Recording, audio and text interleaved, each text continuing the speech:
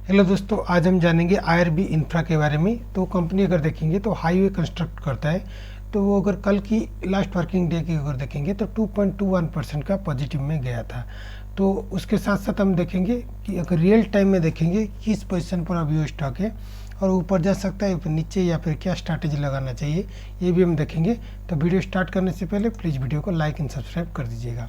दोस्तों पहले अगर फंडामेंटल के बारे में जाते हैं तो फंडामेंटल के बारे में अगर देखेंगे तो उसका एवरेज वॉल्यूम देखिएगा 14.48 मिलियन है।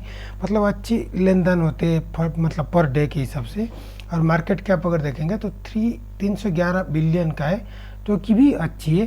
तो कंपनी की अगर मैक्सिमम की अगर देखेंगे तो देखिएगा कंपनी अगर 2020 के आसपास बोलूँ तो देखिएगा उसका रेट देखिएगा 5.42 में था।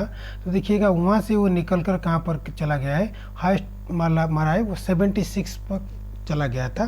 तो अभी थोड़ा कंसोलिडेट किया है, तो मतलब बहुत ज़्यादा उछाल किया है और 2020 के बाद। तो क्या अगर देखेंगे उसका इनकम स्टेटमेंट अगर देखेंगे क्वार्टर वाइज अगर देखेंगे तो दिसंबर 24 में देखिएगा, मतलब Q3 के रिजल्ट में बोल रहा हूँ, देखिएगा नेट इनकम का भारी मतलब उछाल आया था। 60.26 बिलियन केवल Q3 में आ गया था। तो इस क्वार्टर में देखिएगा, इस क्वार्टर में फिर से वो नीचे आके 2.15 फिर से वो बहुत नीचे आ गया है। तो अगर एनुअल की बात करेंगे ईयर वाइज, तो ईयर वाइज भी इस ईयर में मतलब 2024 से अगर कंपेयरिंग करूँ तो 2025 में 64.81 बिलियन आ गया है। ओबियसली Q3 की वजह से ही वो आया है। तो ईयर वाइज बहुत उछाल मारा है, और क्योंकि वो क्वार्टर वाइज का मतलब Q3 का बहुत अच्छा आ गया था तो इसलिए वो मतलब जंप मारा है।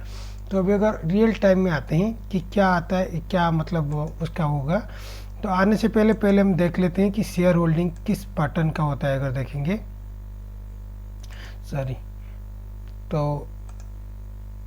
तो ये मैं उसका स्क्रीनशॉट ले रहा हूँ ताकि आपके लिए इजी होगा। तो अभी देख लेते हैं। तो देखिएगा प्रोमोटर के पास देखिएगा 30.4% है प्रोमोटर के पास। उसके पास अदर्स के पास 4% है, पब्लिक के पास 15.9 पर है, एफआई देखिएगा 44.3 है एंड म्यूचुअल फंड देखिएगा तो 5.3% है। तो प्रोमोटर के पास सबसे ज़्यादा है, मतलब एफआई के बाद। एफआई मतलब फॉरेन इन्वेस्टर अगर देखेंगे वो सबसे हाईएस्ट था 44.3 है, उसके बाद ही वो प्रोमोटर है 30.4 हुआ है, मतलब सेकंड शेयर होल्डिंग है। और पब्लिक के देखेंगे तो 15.9 हम मान सकते हैं कि 16% वो पब्लिक रखा है। तो अगर एफआई होल्डिंग के देखिएगा तो एफआई होल्डिंग थोड़ा कम है, मतलब 2024 की बात करेंगे, मार्च की बात करेंगे और अभी मार्च 2025 की बात करेंगे तो 2024 में 47.2 था, जो कि अब घटकर 44.3 हो गया है। तो एफआई के लिए अगर देखेंगे तो वो कम हो गया है। तो ये तो हो गया उसका फंडामेंटल की बात। अभी वो रियल टाइम में एक्चुअली में आते हैं कि क्या होने वाला है या फिर क्या हो सकता है। मैं फिर से स्क्रीनशॉट ले रहा हूँ ताकि अगेन आपके लिए इजी होगा। अच्छा देखिए दोस्तों, पहले अगर सबसे हाईएस्ट देखेंगे तो ए वाला लाइन देखिएगा, ये लाइन कितना है 77.63। ध्यान से सुनना दोस्तों, तो 77.63 से देखिएगा वहाँ से डायरेक्ट वो नीचे आकर कहाँ पर आ गया था 41.36 पर आ गया था। तो 41.36 से अभी वो ऊपर उठा है, कितना पर पहुँचा है 51.65 अभी वो पहुँचा है। देखिए वो जो 77.63 से डायरेक्ट 41.36 आया, ये एक पैटर्न बना कर आया था। किस पैटर्न में, वो देखिएगा ये चैनल पैटर्न। चैनल पैटर्न मतलब क्या, वो जब भी ऊपर भी बढ़ता है तो इस लाइन का ऊपर को क्रॉस नहीं करता है, और जब नीचे भी आता है तो इस लाइन को कभी क्रॉस नहीं करता। देखिएगा यहाँ पर देखिएगा इस लाइन को अभी क्रॉस नहीं किया, अगर नीचे भी आया तो इस लाइन को भी क्रॉस नहीं किया। तो इस चैनल के थ्रू ही वो नीचे आता रहा। लेकिन अभी वो पैटर्न में थोड़ा चेंज आया है। तो क्या चेंज आया है देखिए, ये वाला देखिए इतना परसेंट मैं बोल रहा हूँ, इतना परसेंट क्या, अभी इस लाइन को अभी वो तोड़ दिया है। तो तोड़ दिया मतलब अभी ब्रेकआउट होने का चांसेस है। चांसेस में क्यों बोल रहा हूँ, देखिए यहाँ पर और एक हॉरिजॉन्टल अगर देखेंगे resistant point, horizontal resistant point भी एक स्ट्रॉन्ग है यहाँ पर। और कितना पर है, अगर रेजिस्टेंट पॉइंट मतलब इस लाइन को अगर देखेंगे तो कितना पर है 50.61, मतलब इसको अभी क्रॉस कर चुका है। 51.65 अभी है, तो क्रॉस कर चुका है। लेकिन वो थोड़ा आपको देखना पड़ेगा कि कितना क्रॉस कर रहा रहा है, मतलब आप अगर एंट्री करना चाहते हैं भी कर भी सकते हैं, लेकिन अगर करेंगे तो यहाँ पर स्टॉप लॉस आपको ध्यान से देना पड़ेगा, और आपको यहाँ पर स्टॉप लॉस देना पड़ेगा 50, आपको स्टॉप लॉस देना पड़ेगा। क्यों? क्योंकि अगर इससे अगर नीचे गिरा वो यहाँ पर 45 तक भी वो आ सकता है, तो इसीलिए आपको ध्यान से देखना पड़ेगा, मतलब स्टॉप लॉस भी देना पड़ेगा अगर आप अभी एंट्री करना चाहते हैं तभी। तो क्योंकि देखिए अभी इस लाइन को जब क्रॉस कर चुका है, अगर ऊपर उठा तो कितना पर पहुंच जाएगा, आपका टारगेट होगा, फर्स्ट टारगेट होगा 54.72 आपका फर्स्ट टारगेट होगा, ए वाला जो है।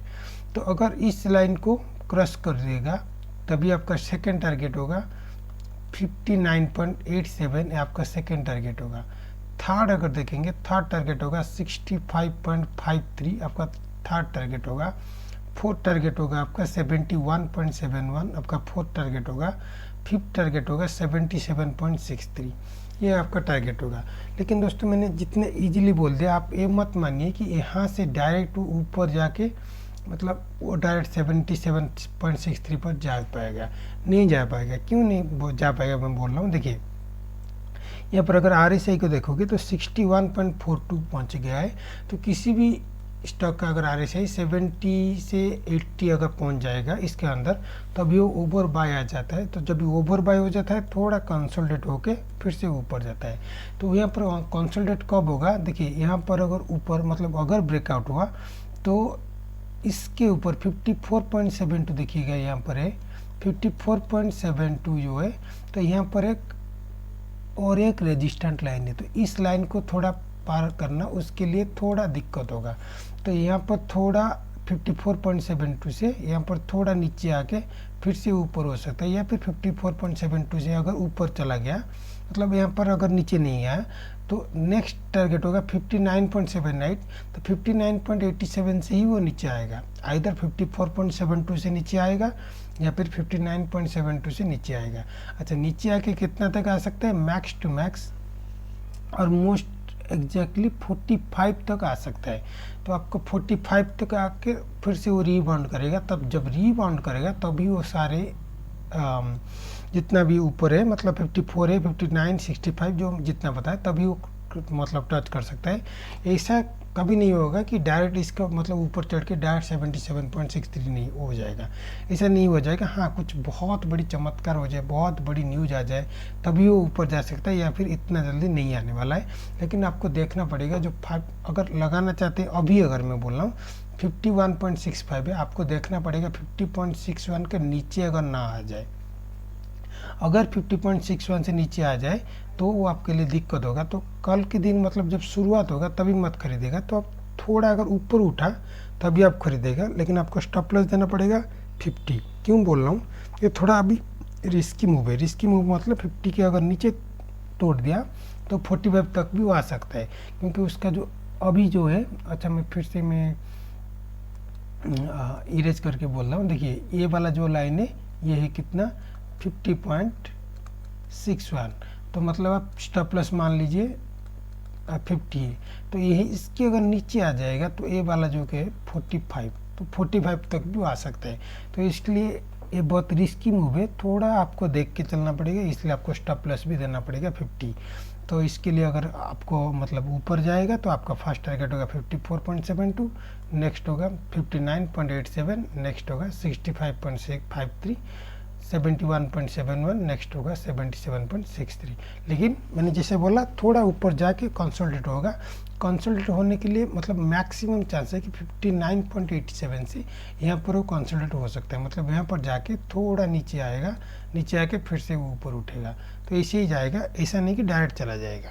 तो अगर देखेंगे आपको MACD देखिएगा, MACD बहुत चांसेस है कि नीचे आ जाएगी।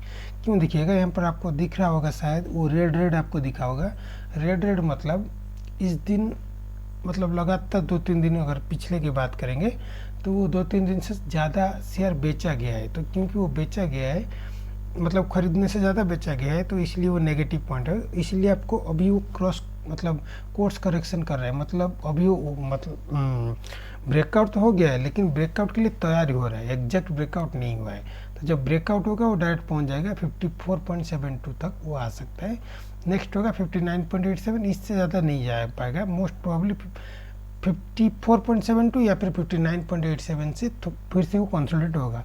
तो अगर शॉर्ट टर्म के लिए आप लगाना चाहते हैं तब 54.72 से आप एग्जिट कर सकते हैं, या फिर अगर उससे अगर ऊपर उठा तो 59.87 से आप एग्जिट कर सकते हैं, क्योंकि इसके बाद थोड़ा कंसोलिडेट होगा तभी वो ऊपर जाएगा। तभी जब नीचे आ जाएगा, डिप आ जाएगा, तभी आप फिर से खरीदेंगे, तभी वो आपको और मुनाफा ज़्यादा देगा। तो आज के लिए इतना ही। अगर वीडियो अच्छा लगा प्लीज़ लाइक एंड सब्सक्राइब करिएगा। धन्यवाद।